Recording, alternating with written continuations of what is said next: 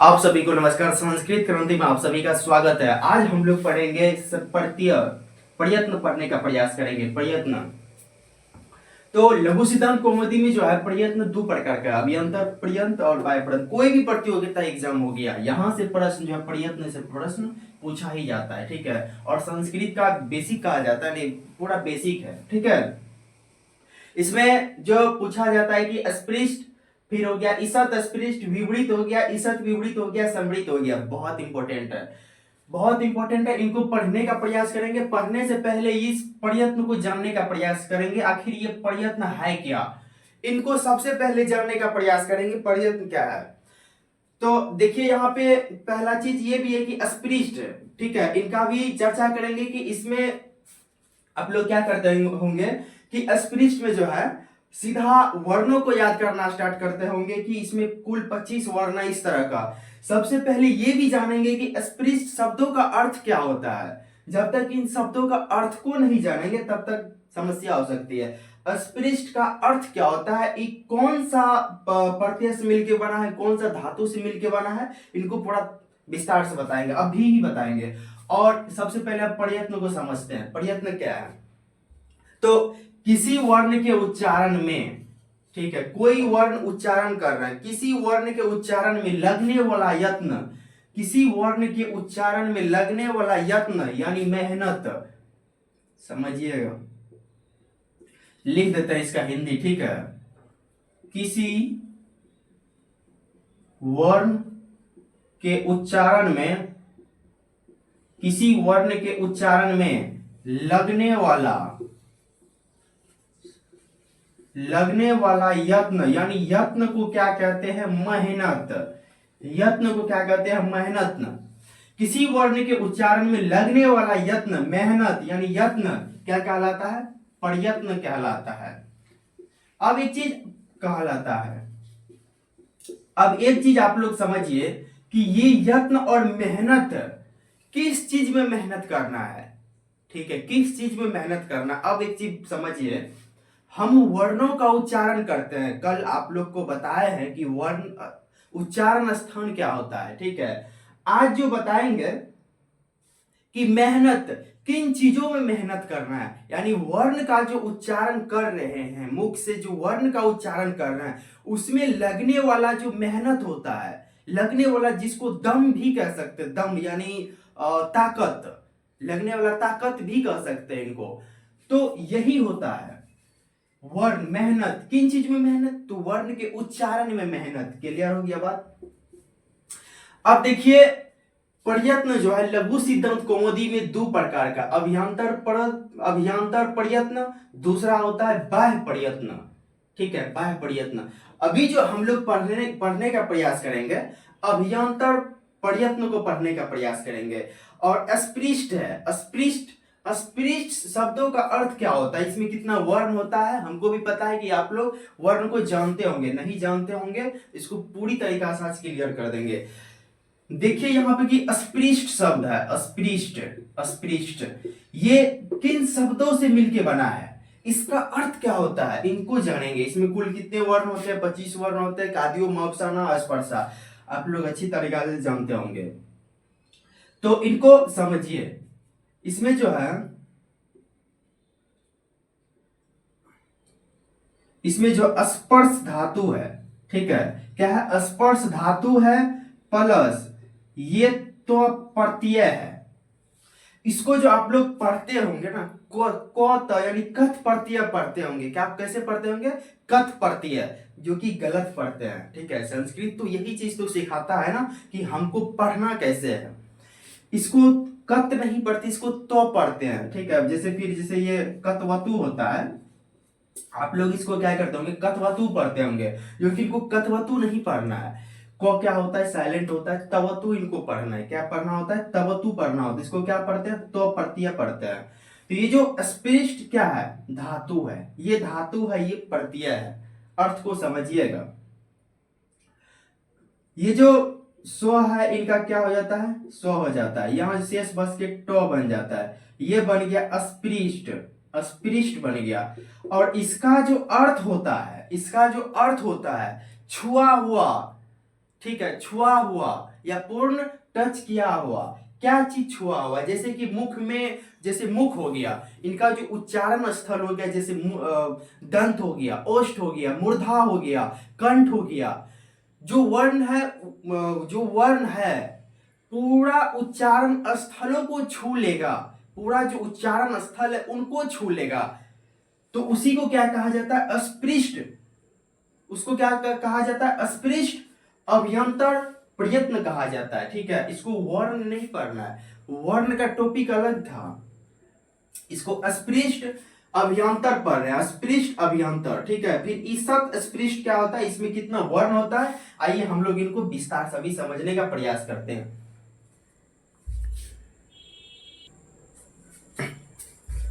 आइए समझते हैं अस्पृष्ट। आप लोग इनका अर्थ समझ गए, छुआ हुआ, किन धातु से मिलके बना है, कौन सा प्रत्यय है, क्लियर हो गया। इनका सूत्र होता है, सूत्र होता है कादियो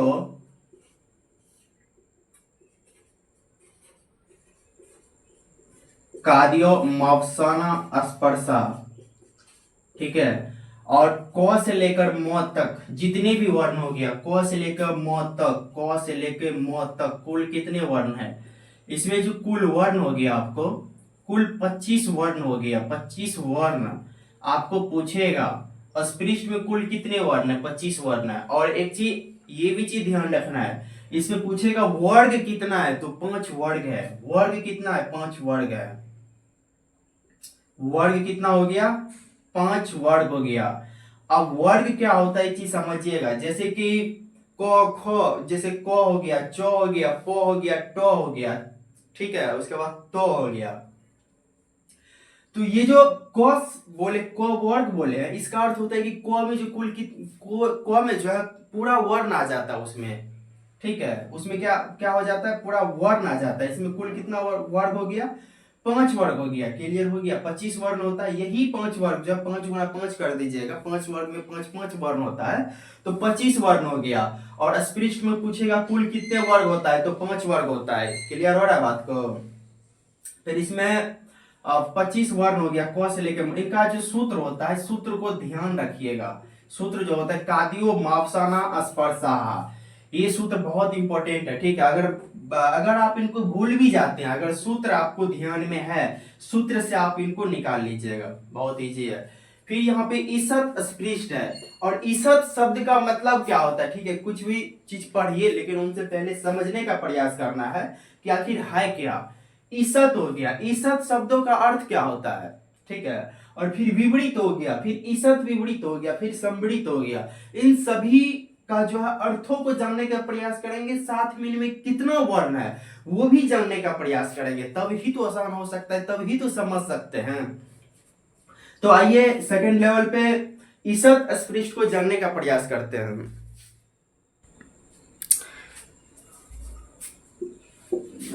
ईसत अस्पृष्ट,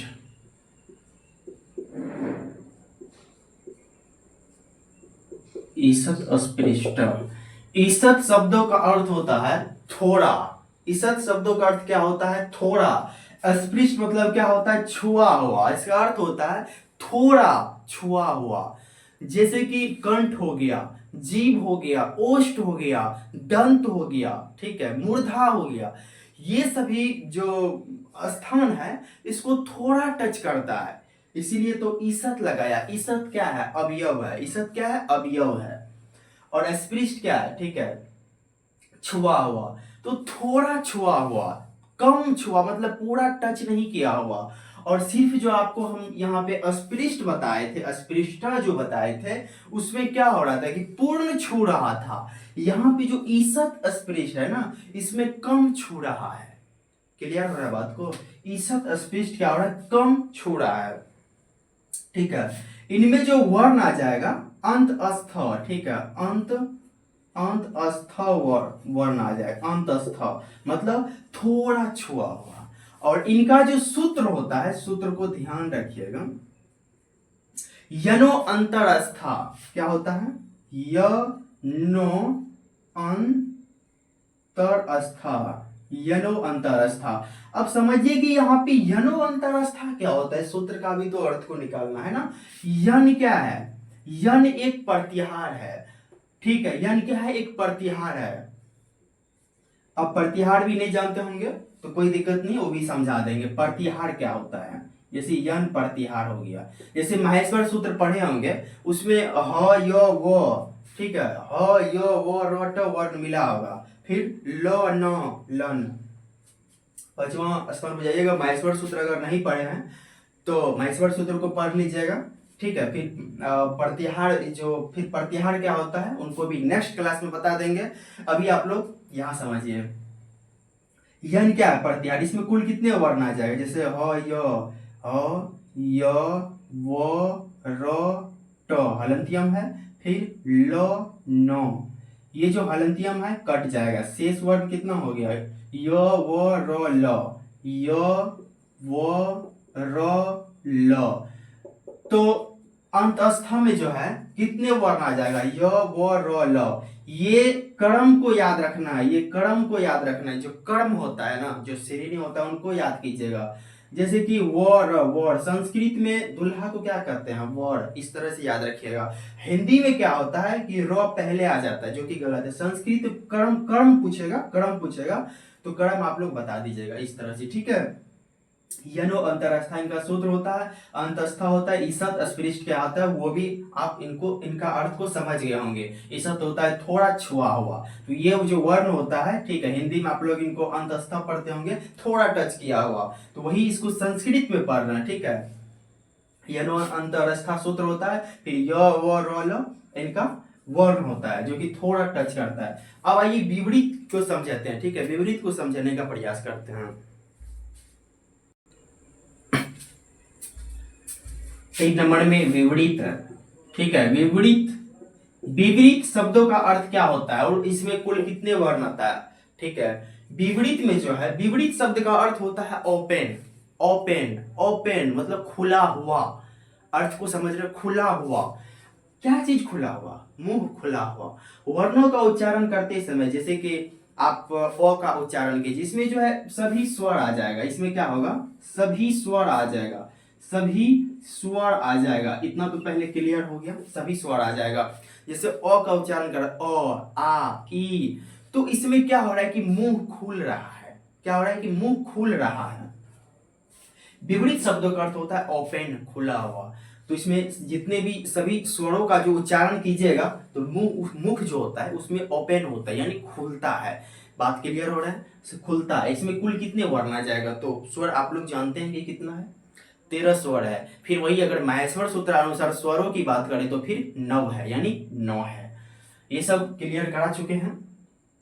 स्वर कुल कितना हो गया, और सभी स्वर आ गया, जैसे अ हो गया, आ हो गया, ई हो गया, बड़ी हो गया, उ हो गया, उ हो गया, री हो गया, बड़ी री हो गया, फिर ली हो गया, ए हो गया, ऐ हो गया, औ, औ, ठीक है, हो गया 13 ठो, ठीक है। तो ये सभी वर्ण जो हो जाएगा विपरीत में चल जाएगा, ठीक है। आप लोग को थोड़ा सा इसमें कंफ्यूजन होगा, संवरित में भी जो है अशेष होता है। ईसत विपरीत क्या होता है, ठीक है, ईसत का अर्थ समझाई दिए, थोड़ा विपरीत मतलब खुला, ईसत मतलब थोड़ा खुला हुआ।